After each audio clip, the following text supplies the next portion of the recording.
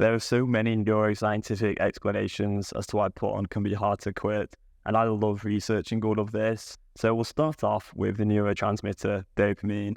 A lot of people think dopamine is about the experience of pleasure, but actually it's all about the anticipation of maybe pleasure, but usually some kind of reward.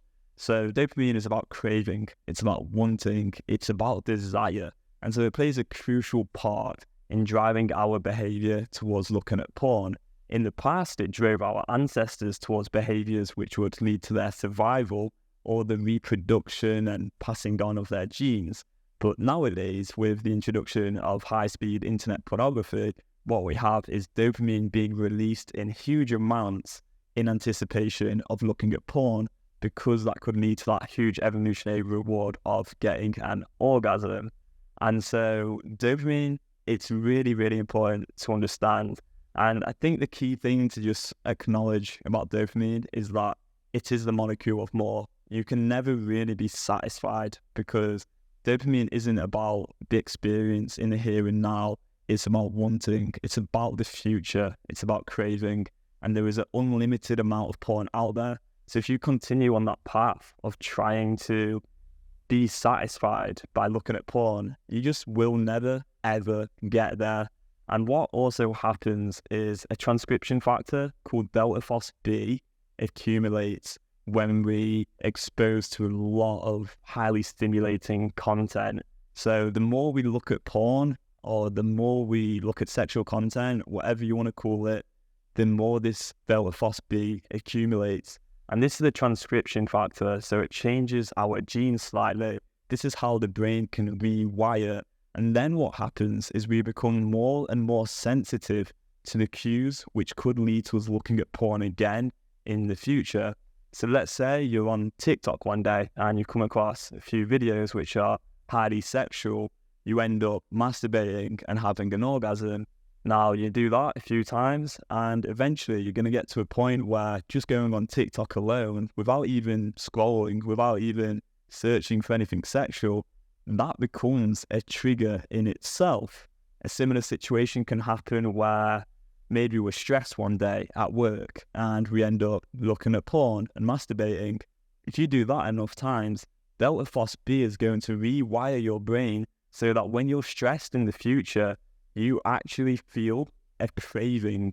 Now, there are other ways in which the brain is influenced by porn as well. What we have is the weakening of the prefrontal cortex. This is due to grey matter actually shrinking in the prefrontal cortex. Now, the prefrontal cortex is all about executive function. It's about making rational decisions.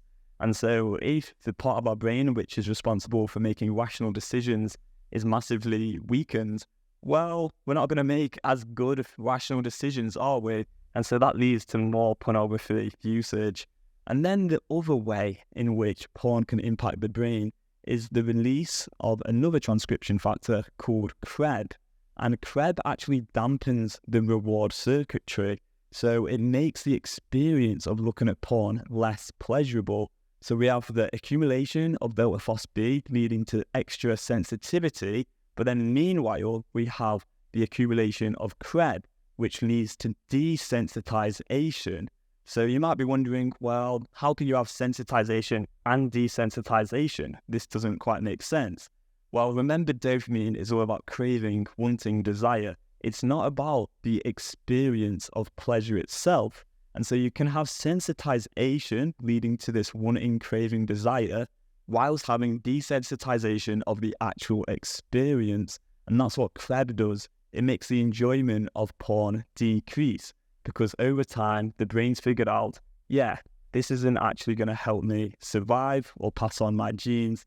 And so there isn't much value in continuing doing the same behavior over and over and over. So after a lot of consumption of porn, CREB is going to be released to make the experience less enjoyable. And that can lead to tolerance. That can lead to you looking at more and more novel content to try and get the dopamine hit required for you to end up having an orgasm and still experiencing some kind of pleasure from the viewing of porn. And this would happen to me a lot in the past. Eventually, the porn that I used to look at didn't really excite me any longer due to the release of Creb, and the tolerance cycle led to me looking at more progressively novel content, which actually led to me feeling more shame and more frustration and made this problem way, way worse than it originally was.